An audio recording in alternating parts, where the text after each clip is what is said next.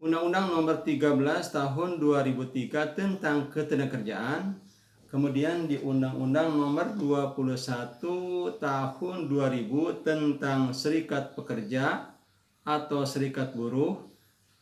Ada dua istilah yang dipakai, yaitu pekerja dan buruh. Jumlah buruh ini cukup besar. Siapa saja capres nanti yang bisa menguasai kelompok buruh ini tentu akan memenangkan perhelatan di Pilpres tahun 2024 ini. Tidak mewakili seluruh pekerja yang ada di Indonesia.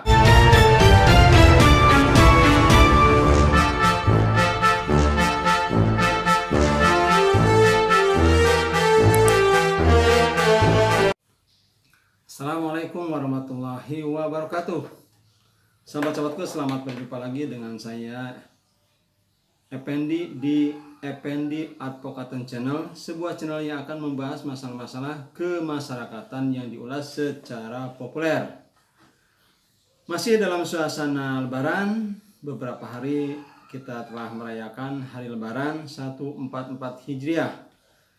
Saya mengucapkan selamat hari raya, mohon maaf lahir dan batin kepada sahabat-sahabat sekalian. Mudah-mudahan kita bisa dipertemukan lagi dengan Ramadan yang akan datang. Kemudian kita juga bisa merayakan kembali hari raya Idul Fitri tahun berikutnya.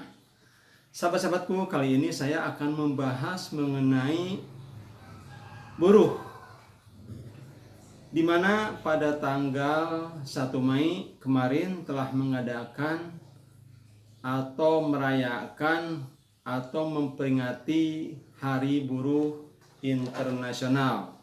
Nah, sahabat-sahabatku, di Indonesia pengertian buruh itu ada dikatakan juga pegawai, ada dikatakan juga karyawan, ada dikatakan juga pekerja. Nah, kalau kita lihat di Undang-Undang Nomor 13 Tahun 2003 tentang Ketenagakerjaan, kemudian di Undang-Undang Nomor 21 Tahun 2000 tentang Serikat Pekerja atau Serikat Buruh, ada dua istilah yang dipakai, yaitu pekerja dan buruh. Nah, sahabat-sahabatku, menjelang pemilu tahun 2004 ini, buruh ini menjadi perhatian dari para capres karena dikarenakan jumlah buruh ini cukup besar. Ada ahli yang mengatakan bahwa hampir 70% pemilih dalam daftar pemilih tetap itu adalah buruh. Jadi siapa saja capres nanti yang bisa menguasai kelompok buruh ini tentu akan memenangkan perhelatan di Pilpres tahun 2024 ini. Nah, sahabat-sahabatku, kemarin ada berita KSPI dipimpin oleh Said Iqbal yang sekarang telah menjelma menjadi Partai Buruh, telah mengundang katanya dua capres, yaitu Anies Baswedan dan Ganjar Pranowo. Tapi kemudian diralat bahwa yang diundang itu hanya Ganjar.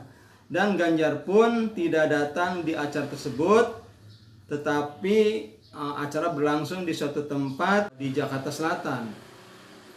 Nah, sahabat-sahabatku, mana yang akan dipilih nanti oleh buruh ini? Adapun yang kita lihat, apa yang dikatakan oleh Said Iqbal ini, dikatakan katanya lebih cenderung ke Ganjar Pranowo. Kita tidak bisa mengatakan bahwa partai mewakili semua buruh yang ada di Indonesia. Nah, sahabat-sahabatku, partai buruh ini berasal dari KSPI. Di dalam organisasi pekerja ini sebenarnya adalah kumpulan dari Federasi-Federasi Serikat Kerja. Adapun Federasi Serikat Kerja itu adalah kumpulan dari serikat-serikat kerja yang ada di perusahaan-perusahaan. Jadi apa yang dikatakan Said Iqbal itu sesungguhnya tidak mewakili seluruh pekerja yang ada di Indonesia. Karena di samping KSPI ada juga beberapa konferensi yang lain ada juga beberapa federasi yang lain, ada juga banyak juga serikat kerja yang lain.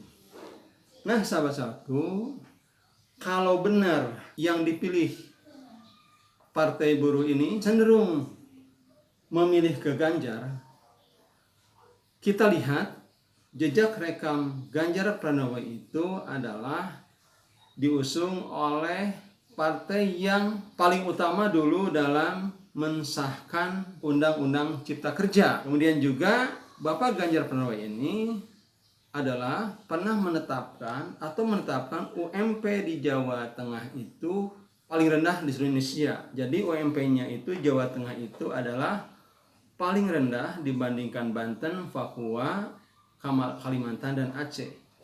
Jadi sahabat-sahabatku, kalau nanti mereka mendukung Ganjar Pranowo, ini adalah tentunya merupakan suatu paradok, bertolak belakang dari keinginan buruh.